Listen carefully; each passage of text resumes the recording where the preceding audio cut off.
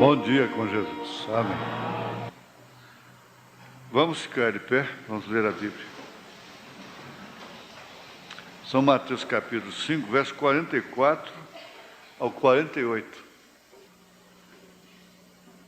Eu, porém, vos digo: amai os vossos inimigos, bendizei os que vos maldizem, fazei bem aos que vos odeiam, e orai pelos que vos maltratam e vos perseguem,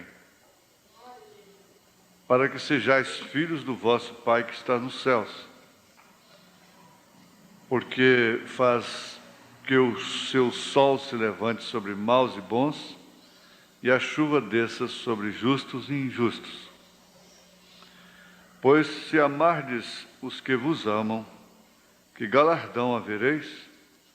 Não fazem os publicanos também o mesmo? E se saudardes unicamente os vossos irmãos, que fazeis demais? Não fazem os publicanos também assim? Sede vós, pois, perfeitos, como é perfeito o vosso Pai que está nos céus. Amém. Mais uma vez oramos a Ti, ó Pai, que és conhecedor de todas as coisas. E melhor do que qualquer pai aqui, o Senhor conhece os filhos do Senhor. O Senhor os chama pelo nome e eles hão de responder naquele dia, conforme declarou Jó: ele me chamará e eu lhe responderei. Que isso seja acentuado em nossos corações nesse instante, como filhos que somos.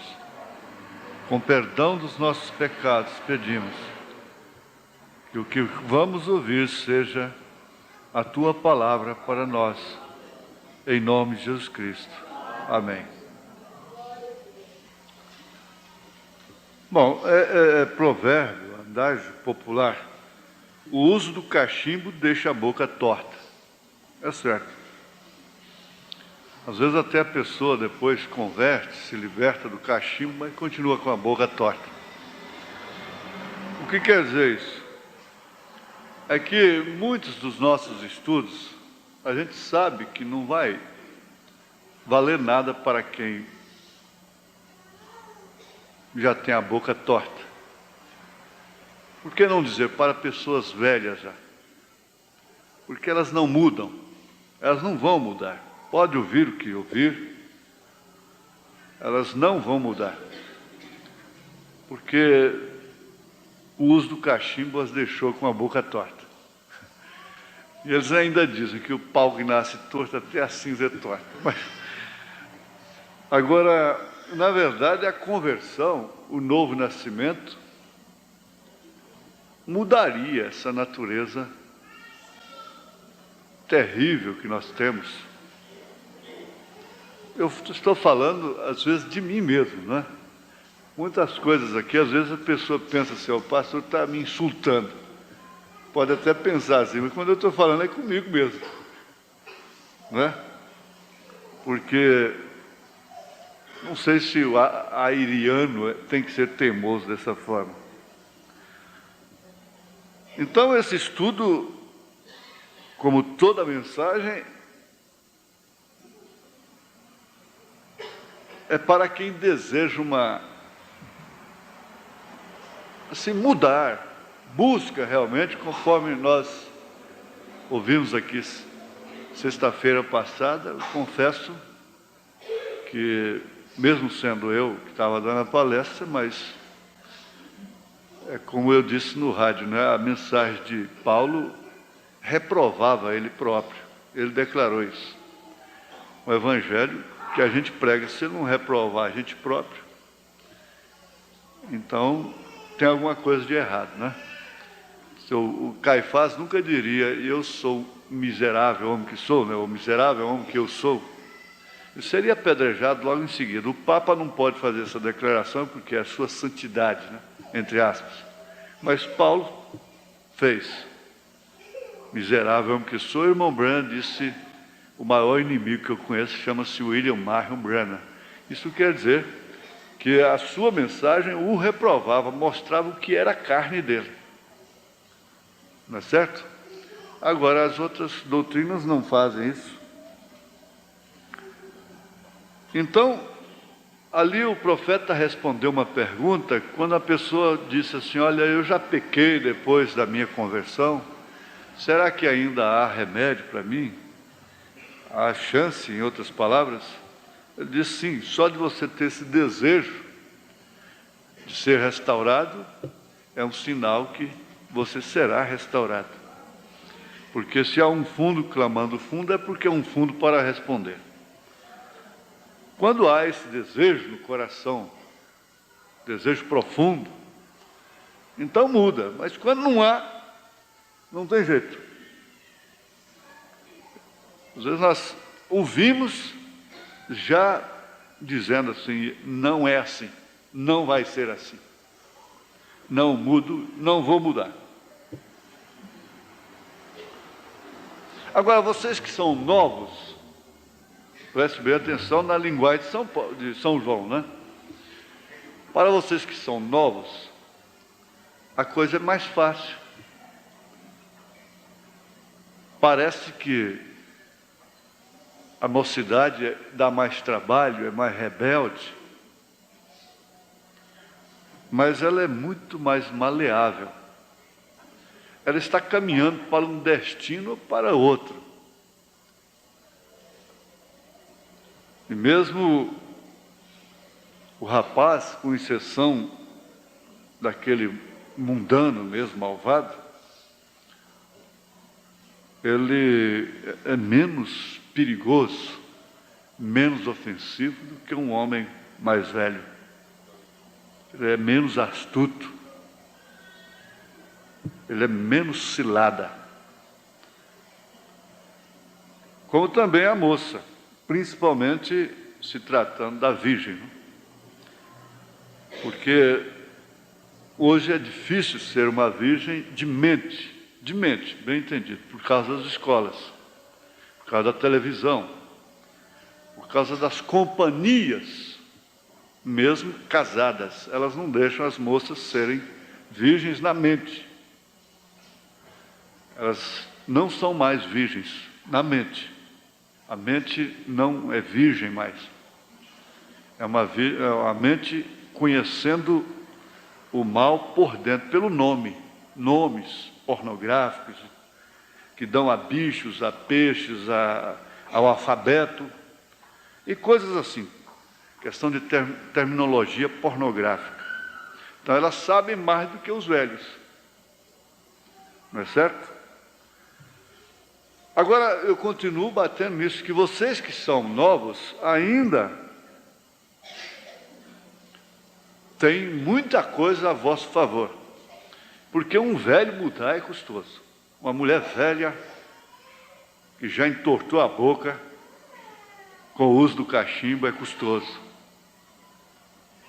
É uma ignorância que fecha a cabeça da pessoa e parece que sela ali, parece que ela é batizado com aquele espírito, e mudar uma coisa velha, uma natureza velha é custoso demais.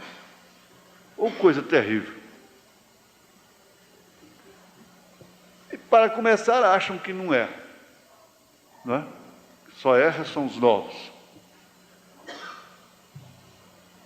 Nunca clama o miserável homem que sou, miserável mulher que sou. Mas o novo ainda tem um caminho pela frente. O velho só tem um conserto, é a sepultura, é a morte.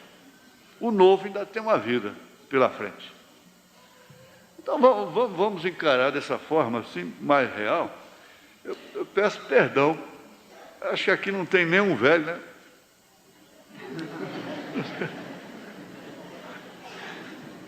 Bom, se tiver algum velho aqui, me desculpa, né?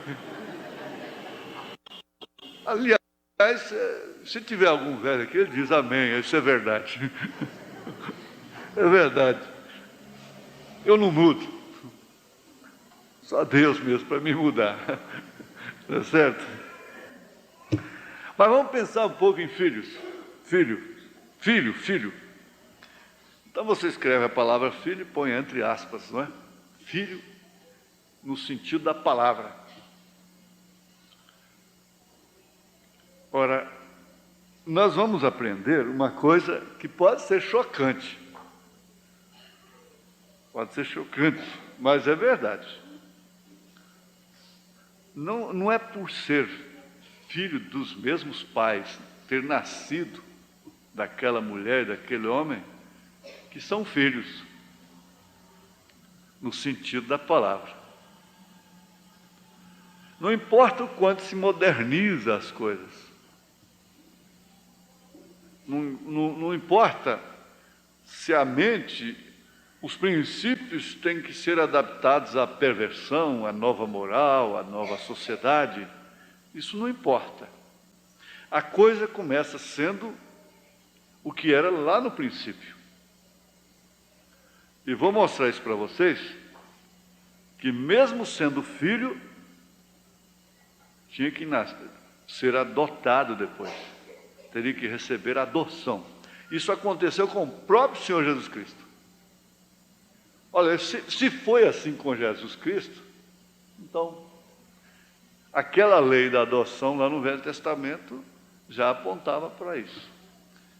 Era o filho que realmente obedecia, respeitava, honrava o nome do pai, interessava pelos negócios do pai. Foi o que Jesus fez. É que recebia adoção depois publicamente, era vestido de branco. Pois nós estamos pondo anel no dedo de pessoas que vocês entendem, não precisa nem falar. Nós, com todo respeito a vocês, filhos, eu não creio que esse tipo, tem muita coisa que a gente fala que é, como o irmão Brand disse, eu não estou falando de vocês, irmãs, irmãos. Ele estava falando de coisas lá de fora, entende? Mas que vive cercando, não é? A igreja, claro. Mas eu estou ficando cada dia que passa mais novo, perdi a linha já do que eu ia falar. Tá bem. Então, filho era aquele que realmente demonstrava, através do respeito, da honra, do interesse pelas coisas do pai.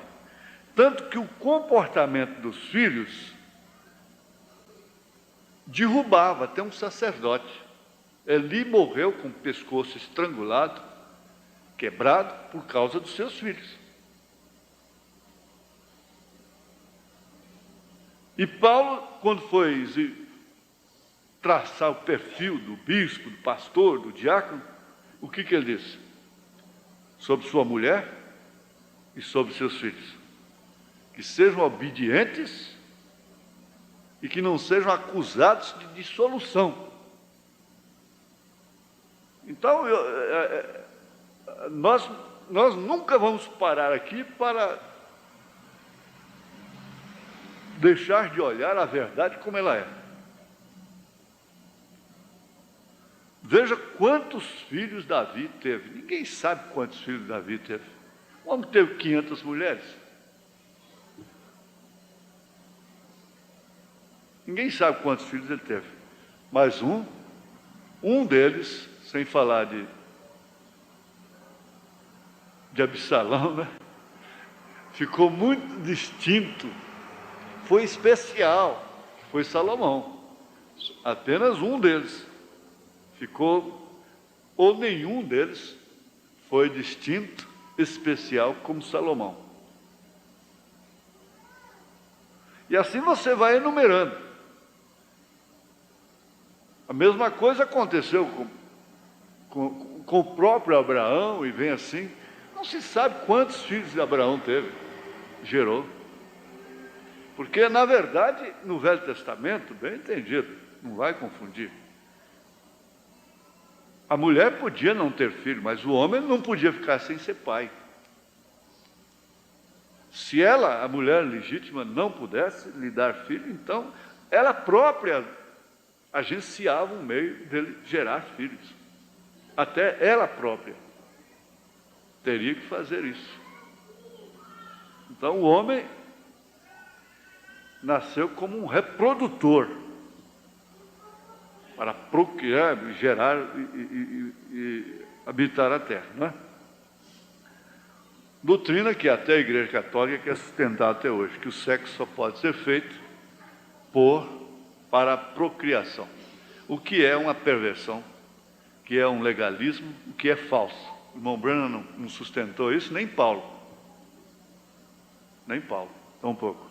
Agora, o irmão Branham condenou certas maneiras do controle de natalidade, então ele disse que isso teria que ser estudado à parte.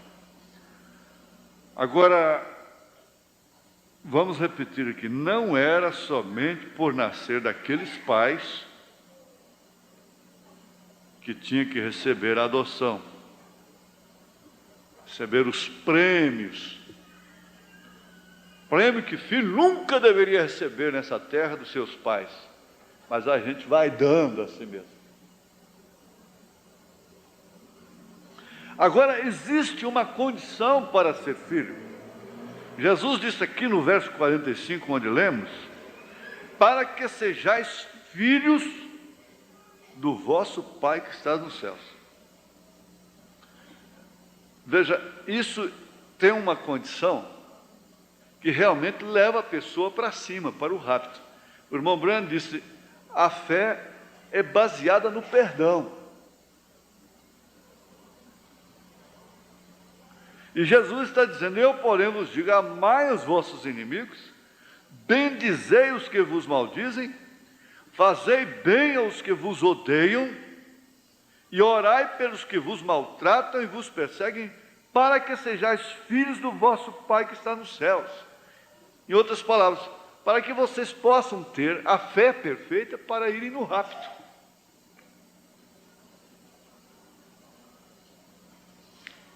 Ser tolerante do mal é uma coisa, conivente é uma coisa. Você às vezes não pode andar com uma pessoa, mas não tem que ser obrigatoriamente inimiga dela, uma perseguidora daquela pessoa. Tem pessoa que persegue a outra no espírito, às vezes nunca fala com ela, nunca fala dela, mas persegue ela no espírito. É o que causa antipatia. Aquela pessoa, aquela mulher, aquela moça é antipática, não gosto dela, não gosto de olhar nela. Aquele homem é antipático, aquele rapaz é antipático. Mesmo, às vezes, sem ter nenhum relacionamento pessoal com ela. E tudo onde vê, o que talvez alguns de nós aqui já tenham tido essa experiência de perseguir no espírito, de perseguir na mente.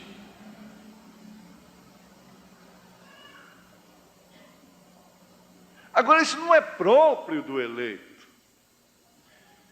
O irmão Branham, para mostrar que aquelas almas que estão debaixo do altar pedindo por vingança, até quando, Senhor, vingarás o nosso sangue?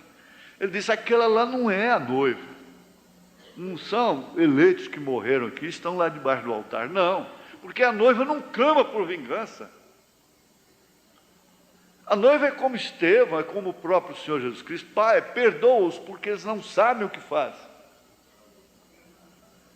Então nós temos palestras justamente para ir ajustando o nosso espírito. Por que que nós amamos tanto a determinadas pessoas, mesmo de longe, no espírito? Nós gostamos delas, sentimos bem com elas, o mal está na gente ou nelas. A diferença está na gente ou nelas, quando nós nos sentimos bem. Eu não gosto do espírito daquela mulher, não me dou. E quando fica sabendo de um defeito, bem eu falei. Mas Quando gosta, às vezes até excede. O que é que acontece? Que lei é esta? O que será isto? Seria próprio? O irmão Branham disse: você sabe como que eu conquisto as feras? É com amor. E ele chegou a dizer: quando você vê uma mulher ali desnuda, com um cigarro entre os dedos, ele disse: não fica a condená-la, não. Ela já tem o suficiente contra ela, por que você está condenando? E ele próprio mostra que quando ele entrou no bar, condenou aquela velha que não tinha mais conserto, para a religião, né? Ele a condenou de uma forma veemente, forte. Ele disse: por que Deus não varre uma peste dessa da terra? Aí Deus mostrou lá fora, chamou ele lá fora e mostrou o arco-íris de sangue, o sangue bombeando dia e noite por causa dos pecados dele. Então ele voltou lá e a velha desentortou a boca. Se converteu, né? Só o poder daquele mesmo é que pode converter.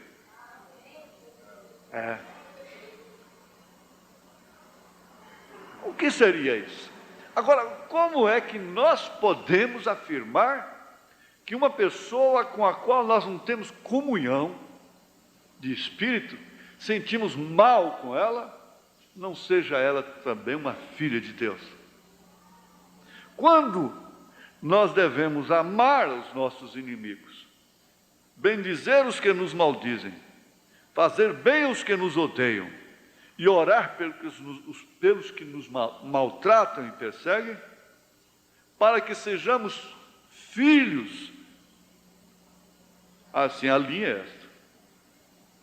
Para que então possamos estar no rapto. Porque nunca teremos essa fé para o rapto sem que isso opere.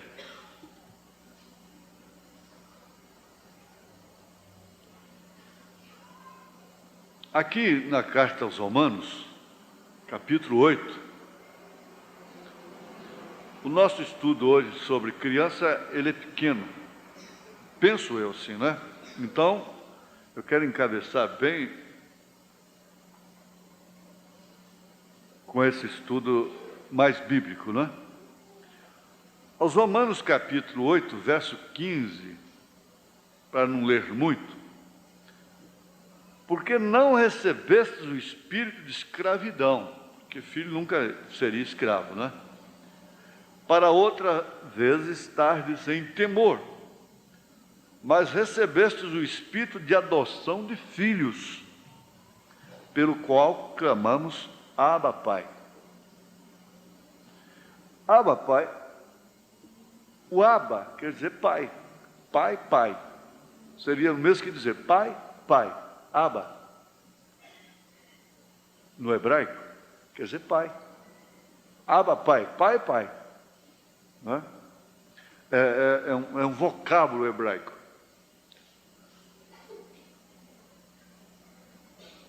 Caldaico, né? Como eles dizem. Significa pai ou meu pai. É usado junto com pai. Ele não pode ser isolado. Então ele não pode dizer, se você dissesse lá Abba, somente Abba, pai, para exprimir invocação filial a Deus,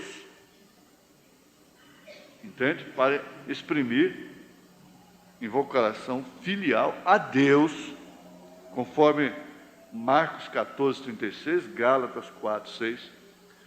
Foi proibido aos servos. Servo não podia usar esse termo. Era privativa dos filhos. Abba, pai. São Marcos 14, 36. Vamos ver o que é.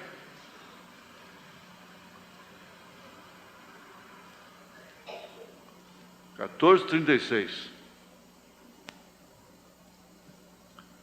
E disse: Abba, pai, todas as coisas te são possíveis, afasta de mim este cálice, não seja, porém, o que eu quero, mas o que tu queres. Então, veja, quem que usou essa expressão? Em relação a quem? Fala forte, fala forte. Quem usou essa expressão? Foi Jesus Cristo. Em relação a quem? Ele estava se dirigindo a quem? A Deus, ao Pai. Então, Abba, Pai. Invocando filiação a Deus. Isso porque ele já tinha recebido a adoção lá no Monte da Transfiguração.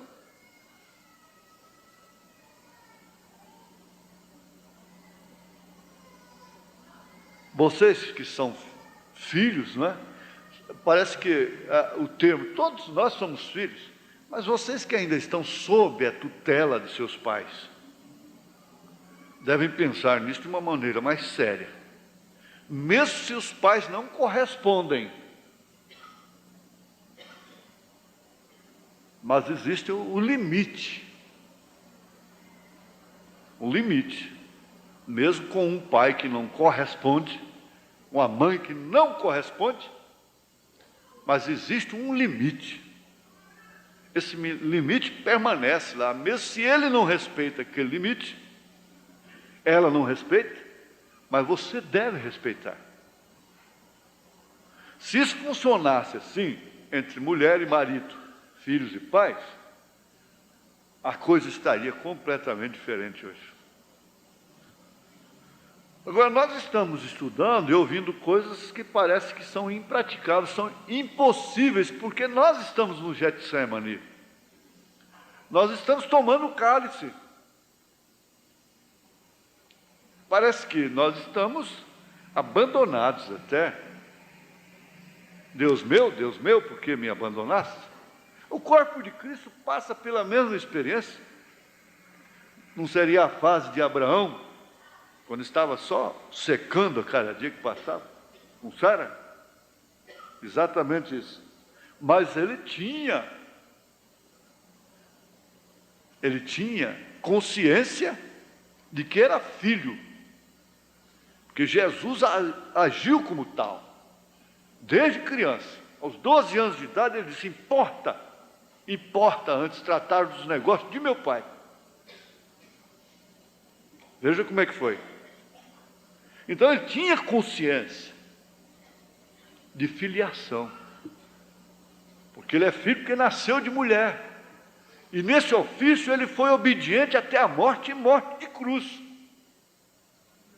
Ele falou como filho, orou como filho, agiu como filho, morreu como filho, ressuscitou como filho. É isso que tem que ser posto, estabelecido. Isso quer dizer, não, casar, meus irmãos, não é simplesmente acasalar, não. Casar é formar um lar. Olha, primeiro Deus, segundo a sua mulher. Primeiro Deus, bem entendido. Você não põe Deus em primeiro lugar se você não pôr a sua mulher em segundo. Se você já deixar a sua mulher por causa das coisas de Deus, você já está morrendo. Você já está mentindo, você está dizendo que não pôs as coisas de Deus em primeiro lugar. Terceiro que é você. A mesma coisa acontece com a mulher. Se isso funciona de uma maneira sincronizada, então é o casamento do qual virão filhos de verdade.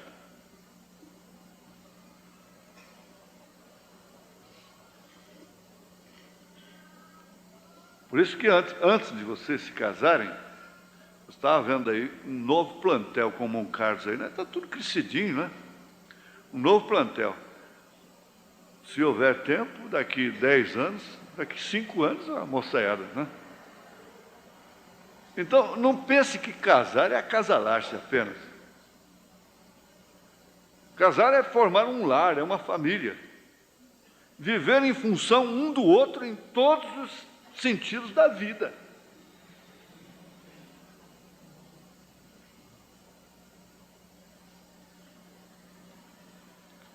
Então, esse Abba Pai é profundo. Eu gosto muito desse assunto, eu gosto muito dele aqui. Isso para mim ele é profundíssimo. é uma das melhores coisas que nós podemos lembrar. Eu nunca correspondi com Deus, eu nunca correspondi com minha mãe, conforme Jesus correspondeu com o Pai. O mesmo Espírito testifica, verso 16, o mesmo Espírito testifica com o nosso Espírito que somos filhos de Deus.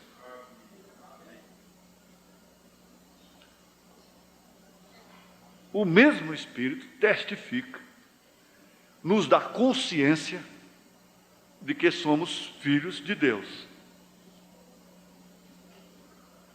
E se nós somos filhos, somos logo herdeiros também. Por isso não tem nada a ver com escravo. Tem muito escravo aí, trabalhando para Deus, que é uma beleza, denominacional. Denominação. E trabalham mais do que os próprios filhos. Você vê que um escravo, uma escravinha dentro de casa, trabalha mais do que as filhas. Um escravo trabalha mais do que os filhos. E o profeta vai mais longe e é mais grave. Ele diz: um mulo trabalha mais do que um puro sangue. Tem mais força no cavalo do que o cavalo. O mulo, o burro, que é um fruto híbrido que não procria. E ele mostrou claramente que esse fruto híbrido é a denominação. Mostrou de acordo com as Escrituras. E ele trabalha mais, mas não é filho. Ele não tem a semente de procriação. Porque o filho tem a semente da procriação. Ele não morre. Ele nunca morre, o filho. Ele pode ir gastar tudo que tem lá com as meretrizes e por fim ele cai, ele não prospera, porque muita gente, como eu estou prosperando? Olha, quer um juízo maior do que esse? Prosperar? Em certos casos. A prosperidade é um dos principais sinais de juízo que cai sobre a pessoa. O profeta diz: deixa ela ir, ele ir. Se ele é um filho, um chicote cai nele lá. Porque a prosperidade vai separá-lo mais de Deus.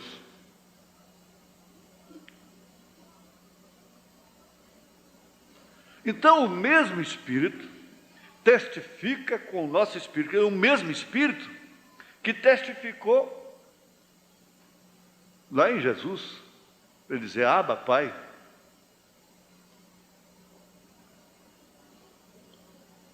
E se nós somos filhos, somos logo herdeiros também. Herdeiros de Deus e co-herdeiros de Cristo. Isso porque Jesus ainda é apresentado aqui como filho. Então, co-herdeiros, herdando a mesma coisa, juntos com Cristo.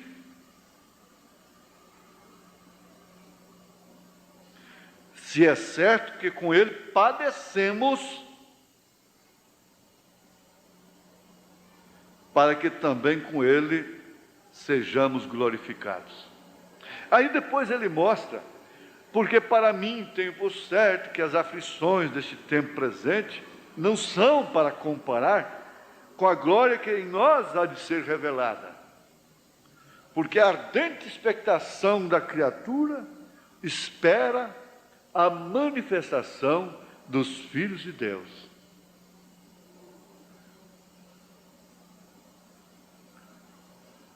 Aqui na mensagem Possuindo Todas as Coisas,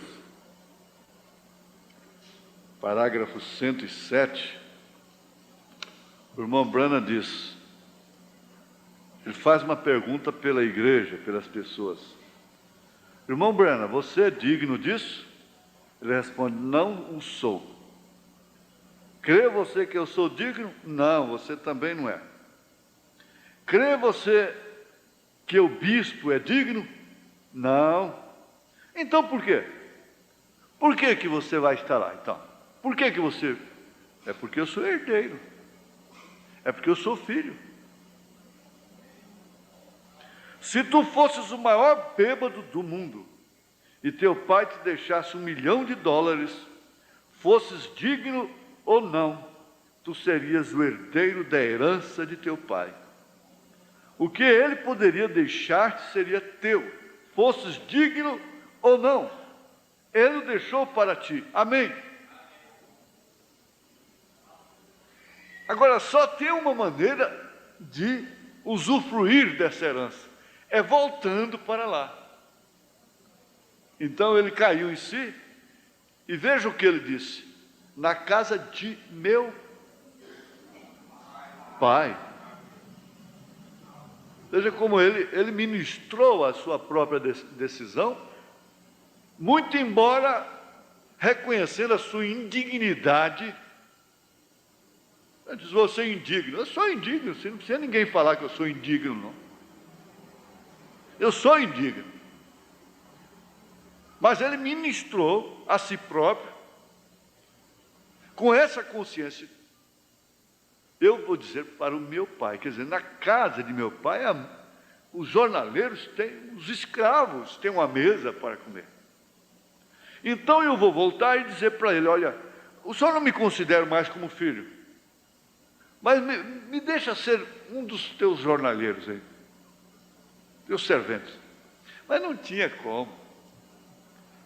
Essa que é a grandeza, não tinha como o pai recebê-lo de volta e jogá-lo lá com os escravos, com os servos, por mais regalia que eles tivessem. Não tem como Jesus dispensar um membro do seu corpo. Ele não tem como botar uma outra pessoa no lugar seu, no seu corpo. Ele não quer tirar uma mão e colocar outra, fazer um enxerto, um transplante, tirar um coração e pôr outro. Ele não vai fazer isso. É tão certo que ele colocou o seu nome desde antes da fundação do mundo, lá naquele livro da vida do Cordeiro. Um nome que você não conhece, que o diabo não conhece, mas que é seu, é do seu espírito, é de sua alma, é do seu corpo celestial, é do seu corpo glorificado. Aquele nome está lá.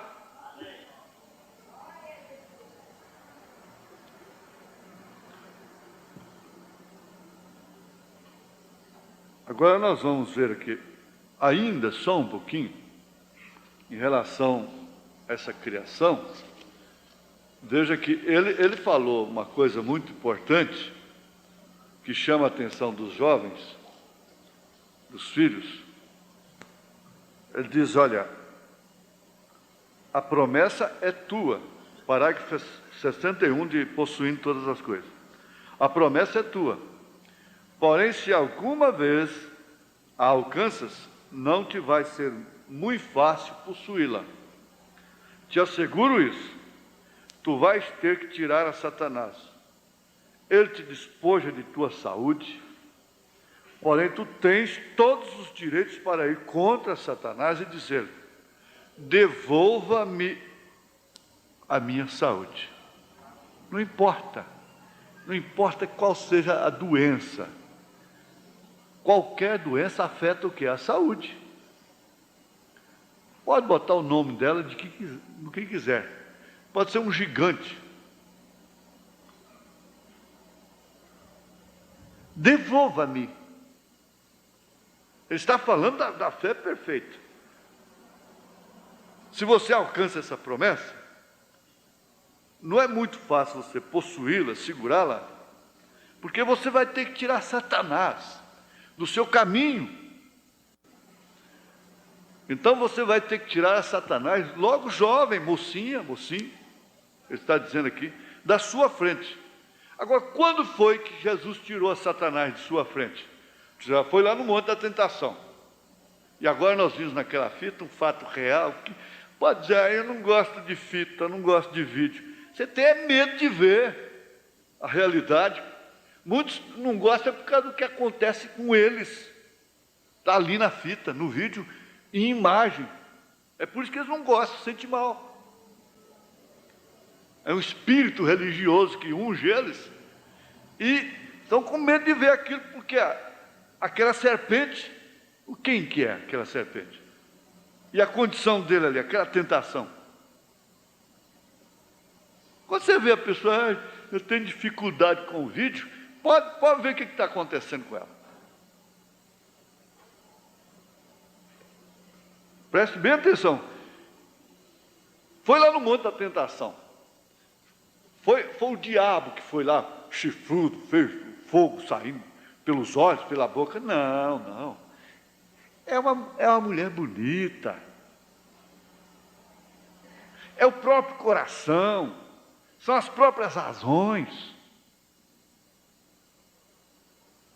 É o egoísmo. É o personalismo. Aquele homem, eu tenho certeza que o irmão Branham elogiaria, que eu falo, aquilo é revelação.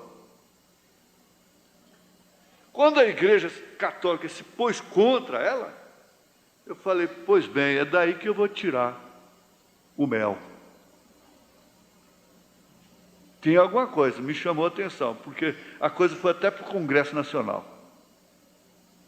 Foi discutida até no Congresso Nacional. Espera então, eu quero ver. Eu não aconselho ninguém a locar fita nenhuma, muito especialmente aquela. Você não tem ministério para aquilo.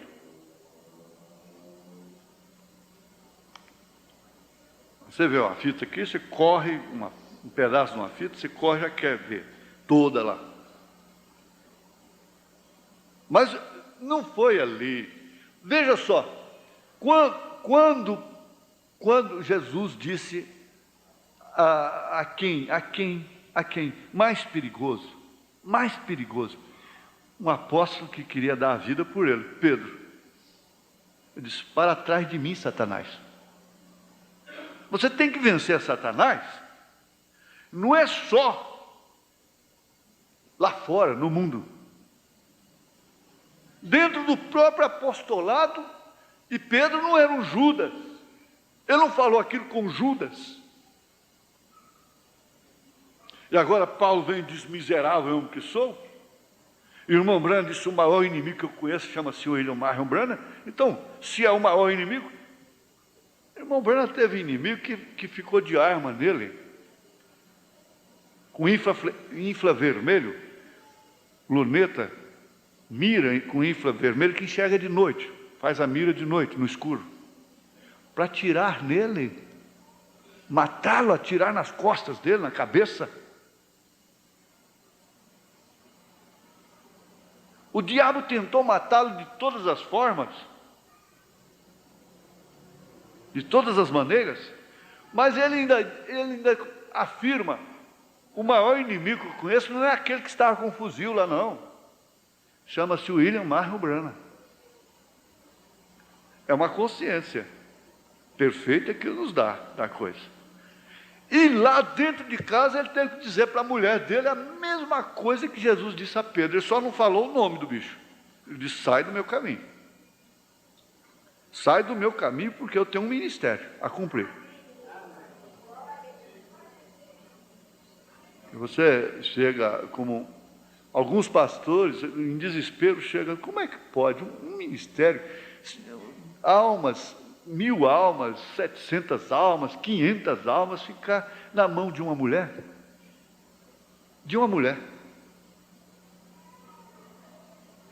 Não, para trás. Sai do caminho. Sai do caminho, porque eu tenho um ministério. Ele tinha que cumprir o ministério dele.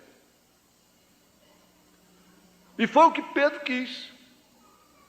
Pedro queria morrer no lugar dele. Ele disse, o que é isso?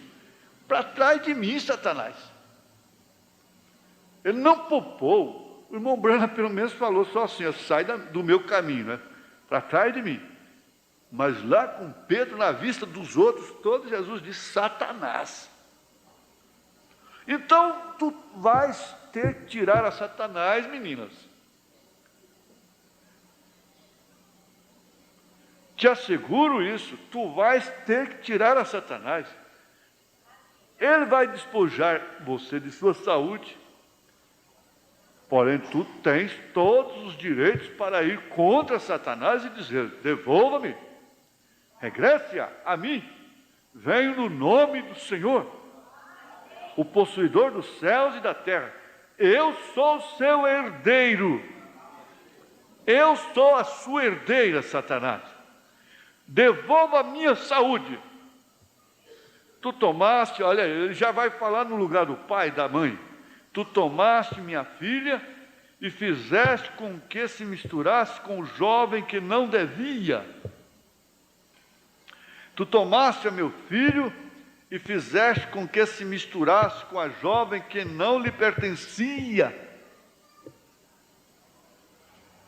Ah, se todos os pais tivessem essa fé, hein? Não haveria casamento errado, né?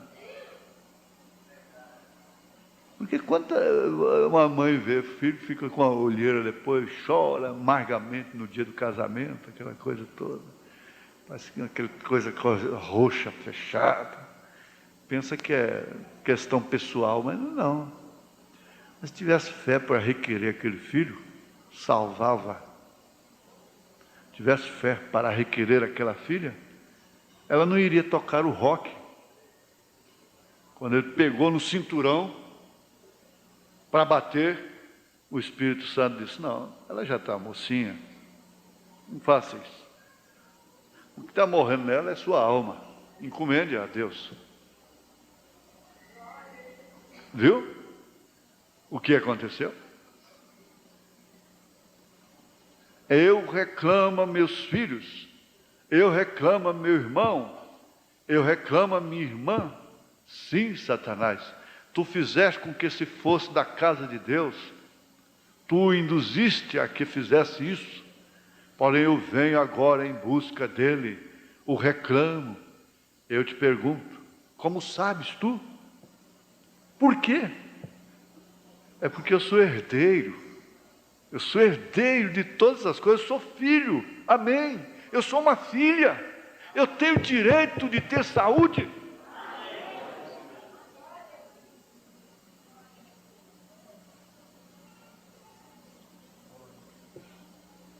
Será que nós vamos ter que ser atingidos frontalmente, dessa forma? Pessoas queridas nossas serem atingidas terrivelmente, para que nós nos despertemos, recebamos assim uma sacudida e sejamos curados da amnésia que nos leva a esquecer de que somos filhas e filhos de Deus, quando estamos agindo indecentemente. É uma amnésia que esquece nos leva a esquecer a nossa identidade.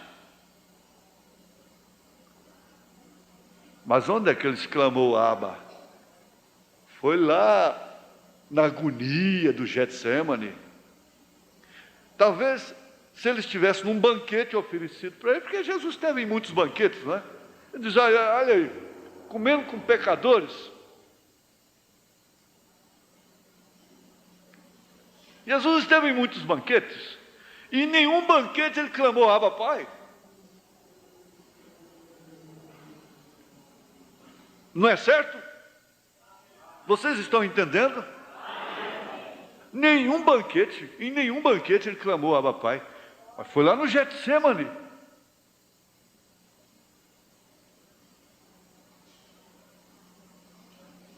Veja, elas me são dadas a mim, eu sou herdeiro e posso reclamar tudo que Deus me tem prometido, amém. Eu não posso continuar aqui por causa do nosso tempo, e eu tenho que terminar esse estudozinho aqui, ó. Nós vamos terminar hoje, da criança. É o casamento ainda, né? Compartilhado. Agora, virando para esse lado mais técnico da coisa, voltemos para filhos, crianças, né? A criança tem um senso próprio, vamos prestar atenção nisso, de independência e se orienta instintivamente para ela dentro da mais perfeita ordem. Por quê?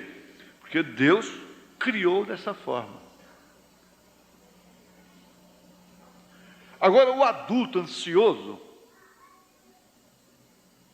às vezes ignorante, interfere nesse processo. Então você tem que entender o que é ser criança, que está num processo de desenvolvimento. Então ele interfere nesse processo, neurotizando e interrompendo o desenvolvimento normal dela, sem perceber o mal que introduz naquela pobre vida para o resto de sua vida.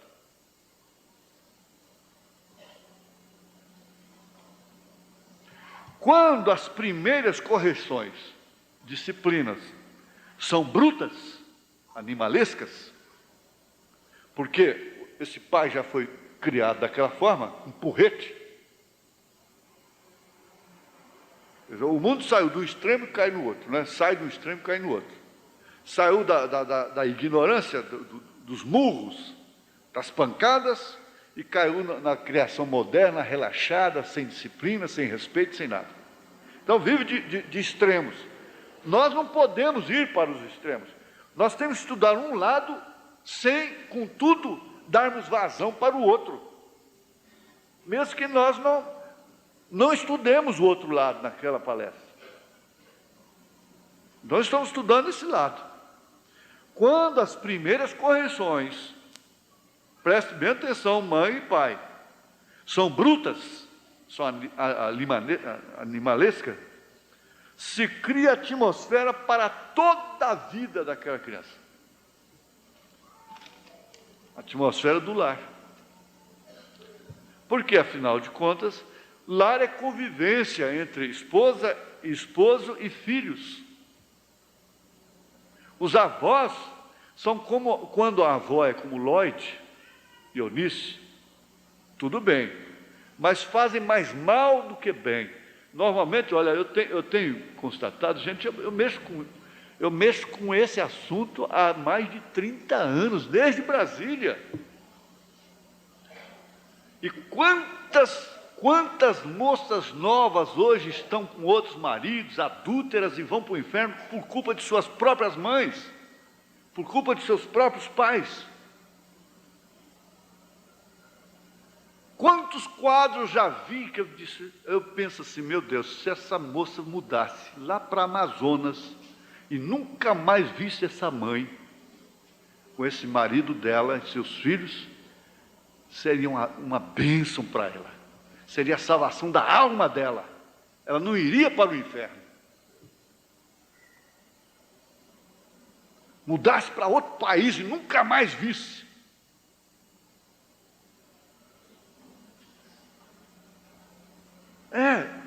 Isso é verdade, gente.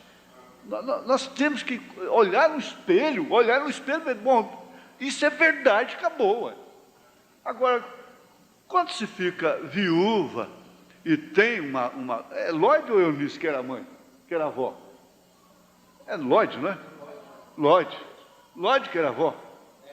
E tem uma Lloyd, tudo bem, mas, meu Jesus, eu posso testificar, minha avó foi a Lloyd. Foi uma Lloyd. Inclusive foi ela que me ensinou a Bíblia nas horas vagas.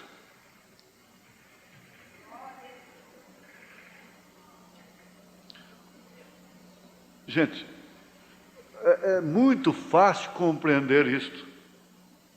Então já começa com um grito, com a criança chorando de noite, e porque precisa dormir e tem que trabalhar, e já começa com um gritos dentro do quarto de noite, com reprovações. Uma criança sabe, essa caixinha aqui, isso é um mistério que Deus criou. Ela sabe que aquela irritação, que aquela reprovação é por causa da causa do sofrimento dela. Ela não está chorando à toa. Ela não tem outra maneira de pedir.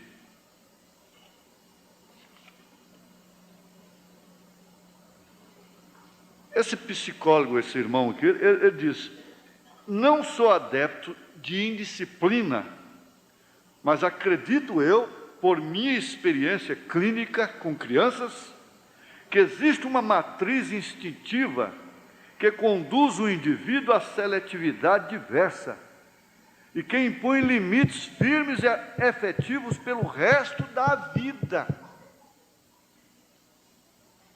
Pelo resto da vida. Há quantas pessoas que são dementes, fracas da mente, por pancada que seus pais deram na cabeça. Cabeça não é lugar de bater. A irmã não gritou ali outro dia: bate nas pernas, com a correia boa. Não é murro, não é pancada. Você vê certas mães, até que, às vezes até aqui dentro mesmo, que causam irritação na gente. Billy Paul deu um tapa no filho dele, dentro do escritório do Mombrano uma vez. Mombrano disse: olha, você feriu o anjo dessa criança. Agora o Mombrano foi pela correção. Tanto que a menina dele já estava com 15 anos, levou a mão no correão, quando ela ia sair para a aula de rock. Cinturão. E aquele menino que estava jogando tudo no chão lá e deram um copo de laranja e suco para ele, jogou na parede, ele disse: eu teria arrancado o couro dele. Força de expressão. Força de expressão. Às vezes a gente usa força de expressão aqui, as pessoas levam até para outros, né, de uma maneira tão malvada, tão impiedosa, causa só separações e divergências, mais nada. Força de expressão. Às vezes a gente é infeliz numa força de expressão. Mas aquilo foi uma força de expressão. Eu arrancaria o couro dele. Em força de expressão, quem que vai arrancar couro?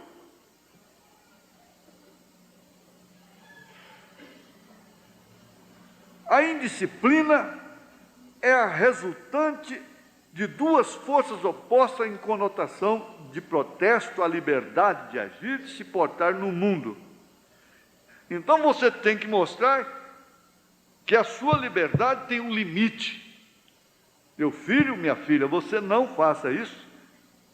Você é uma criança, você tem que brincar, mas tem a hora de brincar. Você não pode estar brincando na hora que tem que estudar. Você não pode estar brincando na hora que está na igreja, na hora do culto. Você não pode estar brincando na hora do culto doméstico. E é um psio, uma coisa, não é? Na hora do culto doméstico. Porque a atitude de uma criança, ela tem que ser reprovada veementemente pelos pais, quando as atitudes dos pais não têm quem possa reprová-las. A criança não tem como reprovar aquela atitude errada dela, senão chorar e acumular uma revolta dentro de si. Porque a criança sabe quando ela está apanhando, sendo corrigida de uma maneira justa. E quando a gente apanha de uma maneira injusta, você sabe que a dor é muito maior. Quantas vezes eu apanhei de uma maneira injusta até. Eu não devia ter apanhado, porque eu fui o menino mais santo que Deus já criou na terra.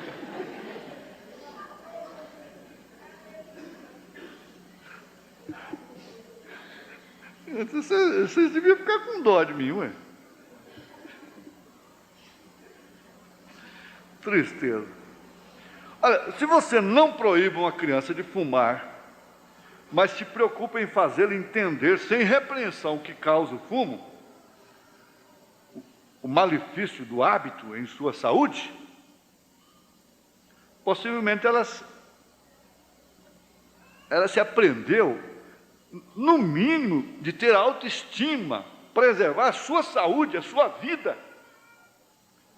Agora a mamãe fez um bolo, punha testo na panela de ferro, chamado testo, aquele prato velho esmaltado, e põe o bolo, brasa por baixo e brasa por cima no testo, né? Não sei porque chama testo, um prato esmaltado, tampando a panela. E aquilo cheirava gostoso, cheirava por volta de 3 horas da tarde. A casa, aquele casarão do interior, e nós comemos o bolo, tomando café, né? Aquele lanchinho das 3. E ela foi lá para o quarto com a minha irmã. E eu fui dentro da caixa de engraxar, peguei o cigarro. Porque tomar um cafezinho daquele, com um bolinho daquele.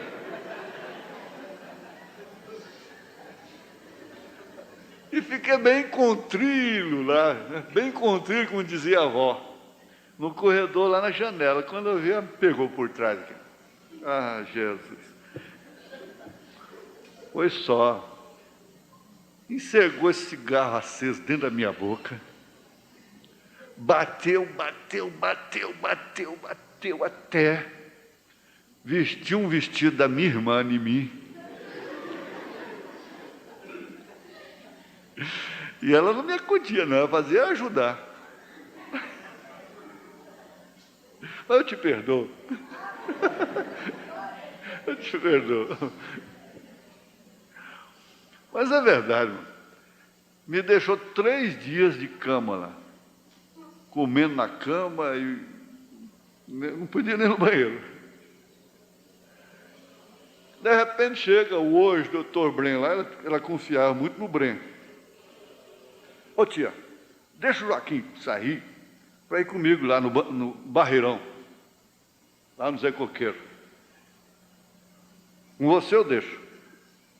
Aí levantei, esperando até mole, parecendo um frango. Anda muitos dias piado, né, que sai. Gente, foi logo, eu falo para ele até hoje, você traiu a confiança de minha mãe. Nós já saímos na saída fumando já. E foi assim 13 anos. Eu tenho arrependimento. Se eu não tivesse fumado, minha saúde, meu físico seria outro. Se eu tenho muita resistência, se eu tenho aguentado vocês todos aí, vocês é que me aguentam, né? Pelo contrário. Aguentado essa barra toda, né? Durante esses anos, é porque Deus me acudiu cedo. Eu larguei de fumar, ainda novo, né? Não é que eu seja velho hoje, eu tenho que ter cuidado porque tem gente aqui atrás que fica escutando tudo, né? Aí então, o que aconteceu? Foram 13 anos. Mas quando Deus viu aquele desejo veemente em mim de deixar o cigarro, eu compreendi que aquilo era uma desgraça. Eu nunca devia ter começado. Por causa de companhia. Companhia, viu? É que os pais são muito desapercebidos, é com companhias. Eles são zelosos, são tudo, mas eles não percebem, eles não estudam as companhias. Eles não ajudam os filhos a escolher seus amigos. O problema maior é esse. Mas companhia. Até que um dia, veja que eu já contei esse aqui e vou contar de novo, porque calha no assunto. Ali na Avenida Parnaíba, esquina com a Rua 7, a Igreja Cristã Evangélica. Eu fui criado lá. Então, para assistir um culto, eu escondi o cigarro lá. Isso depois de chorar, de fazer tanta coisa, rasgava cigarro dentro do rio, uma estrada, botava no fogo, fazia tudo que podia. Aí, quando eu escondi lá, debaixo de um banco no jardim, para pegar depois do culto, só para não entrar com cigarro na igreja. Nunca mais peguei. Tomei aversão pelo fumo. Tomei nojo. Agora você diz, então as pancadas já não resolvem, né? Ela pode ter errado na aplicação, mas ela estabeleceu em mim também uma posição contra aquilo. Eu tinha uma posição contra aquilo. Eu sabia que aquilo era veneno, eu sabia que aquilo me matava, eu sabia que aquilo era pecado. Ela pôs aquilo dentro de mim. Se foi de uma maneira errada, se foi certo, mas... Então, você mostrar, isso aqui é um exemplo, mostrar para ela o malefício daquele namoro, de um possível namoro, que a compromete moralmente, e que se não der certo, ela ficaria livre para outro casamento. Mostrar para ela, sim, os lados negativos, positivos das coisas. Tudo bem, tem esse lado bom, mas veja se compensa. Está aqui. A nossa expectativa com relação à educação dos filhos, misturados ao desejo de exibi-los socialmente, oprime e os desencaminham de suas orientações naturais para o bem-estar da vida. Por quê? Nós queremos que elas vivam como adultos, ainda sendo crianças. Então, qualquer pai sabe o que é de criança e que uma criança pode fazer como criança e que não vai deturpar, comprometer o seu desenvolvimento em vários aspectos da vida. A maneira fácil, a maneira mais eficiente e fácil de ensinar valores positivos às crianças não é lendo os manuais de educação e levando aos melhores psicólogos de família, ou prometendo pancadas para eles, ou mesmo prometendo prêmios, mas servindo de modelo, veja,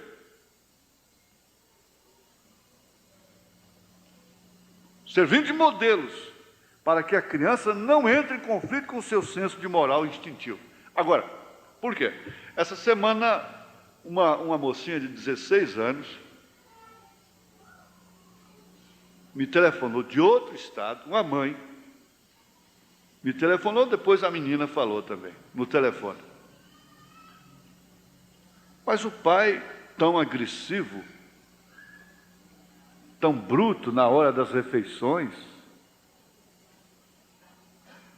uma coisa inconcebível, não é? Mas quando eu disse para ela, Jesus te ajuda, então por ele ser crente, ela está escandalizada com Jesus. Diz, mas Jesus existe ainda? Quando meu pai faz com a gente o que ele faz? Ela está chocada. Como é que eu vou sair numa hora dessa? Eu sou espírita, que pode dar para a gente. Eu falei, minha filha, quantas meninas de 16 anos morreram queimadas vivas aos pouquinhos nas arenas, comidas por leões, foram violentadas, tudo por causa de Jesus? A arena dessa era, a contradição dessa hora que nós estamos vivendo, é essa. Não vai ter arena como aquela mãe, não, mas tem uma arena de todas as formas. E você está dentro dela. Agora você pergunta se Jesus ainda existe?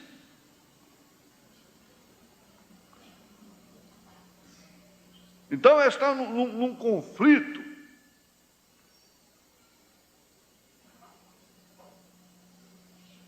neurótico. Estão neuróticos. Quem casar com aquela moça vai enfrentar um casamento neurótico em extremo. É quase que impossível viver com essa menina depois, qualquer homem.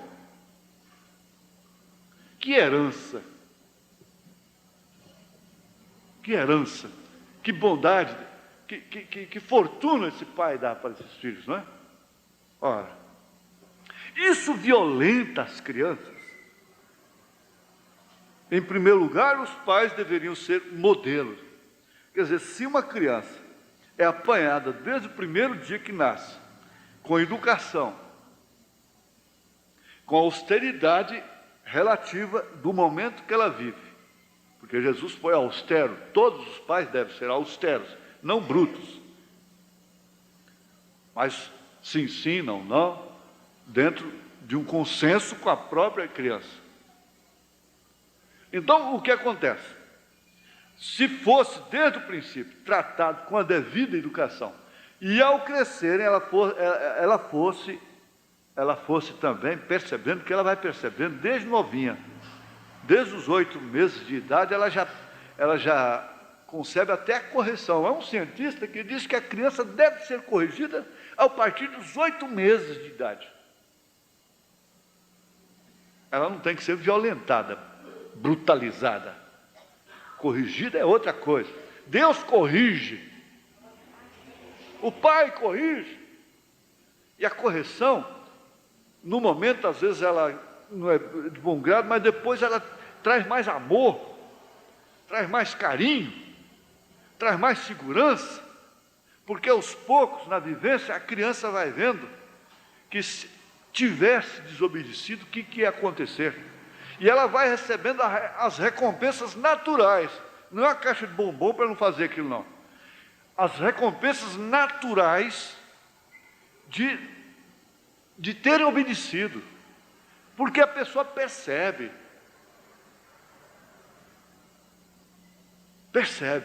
Então ela vai percebendo naturalmente, aí o resultado é um lar que cresce daquela forma. Então não é um lar que precisa. Esses filhos não vão ser, nunca, não tem como. A Bíblia se cumpre direitinho. Eles nunca vão ser revoltados. Se algum desvaria, depois ele volta, porque a Bíblia diz que ele volta.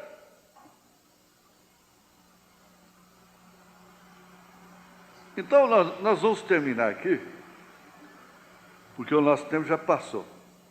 Mas fique nisso aqui: se o ambiente familiar é tenso, é nervoso e pouco propício à formação sadia do pequeno ser, a televisão ou os fatos sociais perniciosos existentes serão inevitavelmente maléficos, servindo de modelo e facilitando a introjeção. Isso quer dizer, vai mostrar para eles meios de se safarem daquela condição que eles têm dentro de casa. E às vezes meios pervertidos. Por quê? Que mocinha de 14 anos estão dizendo: eu não fico mais em casa. Porque elas veem essa instrução nas novelas, na televisão, essas evasivas. Mas o que ele deixa entender aqui é o seguinte: que se o ambiente do lar é melhor do que o que eles vão ver lá fora, na televisão e lá fora, então eles vão dar preferência pelo melhor, não pelo pior. Eles vão ter o lar como um reduto. Então foi o caso do filho pródigo. Quando ele saiu, que foi embora e sofreu e acabou e vai sofrer mesmo, e que estava lá já desejando comer as bolotas do porco, ele lembrou que tinha um lugar muito melhor do que aquele, que valia a pena ele ser um escravo lá. Era muito melhor ele ser escravo lá do que livre lá fora. Amém? Deus abençoe.